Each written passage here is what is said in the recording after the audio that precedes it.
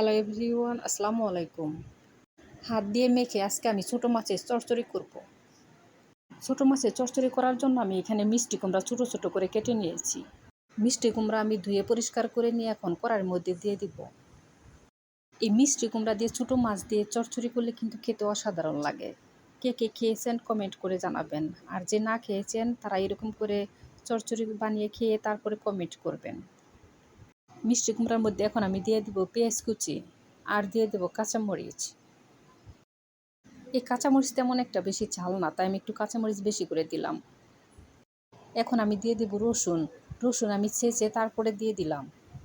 এখন আমি দিয়ে দেবো স্বাদ মতো লবণ, হাফ চামচ হলুদের গুঁড়া, আর দিয়ে দেবো হাফ চা চামচ ধনিয়ার গুঁড়া, জিরার গুঁড়া দিয়ে দিব হাফ চা চামচ। ছোটো মাছের চচ্চড়ি হোক বা ছোটো মাছের যে কোনো রান্নার মধ্যে একটু ঝাল ঝাল হলে খেতে বেশি ভালো লাগে। এখন আমি দিয়ে দেবো হাফ চা চামচ শুকনো মরিচের গুঁড়া। এখন আমি সব মশলা মিষ্টি কুমড়ার সাথে ভালো করে হাত দিয়ে মেখে নেব। এখন আমি রান্নার তেল দিয়ে দিব, দিয়ে আবারও ভালো করে মাখাবো। আমার ভিডিও যদি আপনাদের ভালো লাগে সবাই লাইক, কমেন্ট, শেয়ার করবেন, আর আমার চ্যানেলটি সাবস্ক্রাইব করে চ্যানেলের পাশেই থাকবেন। মিষ্টি কুমড়া মাখানো আমার হয়ে গেছে। এখন আমি দিয়ে দিব ছোটো মাছ। ছোটো মাছ আমি ধুয়ে পরিষ্কার করে নিয়েছি। এই ছোটো মাছ রান্না করার জন্য মিষ্টি কুমড়াটা যদি মিষ্টি মিষ্টি হয় তাহলে দেখবেন যে এই ছোটো মাছের চচ্চড়িটা খেতে বেশি ভালো লাগে।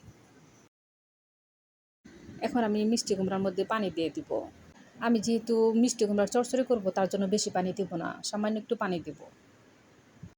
দেখতেই পাচ্ছেন কতটুকু পানি দিয়েছি, ঠিক এইটুকুই পানি। এখন আমি ঢাকনাটা ডেকে রান্না করে নেব। আমি চুলার জাল মাঝারি আঁচে রেখে তারপরে রান্নাটা করে নিয়েছি, আর উপরে একটু ধনিয়ার পাতা দিয়েছি। আপনাদের হাতের কাছে যদি ধনিয়া পাতা না থাকে তাহলে নাও দিতে পারেন, কিন্তু ধনিয়া পাতা দিলে একটু বেশি মজা হয়। আমার রান্না হয়ে গেছে, এখন আমি নামিয়ে ফেলবো। এই ছোটো মাছের চচ্চড়ি গরম ভাতের সাথে খেতে বেশি মজা লাগে। সবাই ভালো থাকবেন, আমাদের জন্য দোয়া করবেন। আল্লাহ হাফেজ।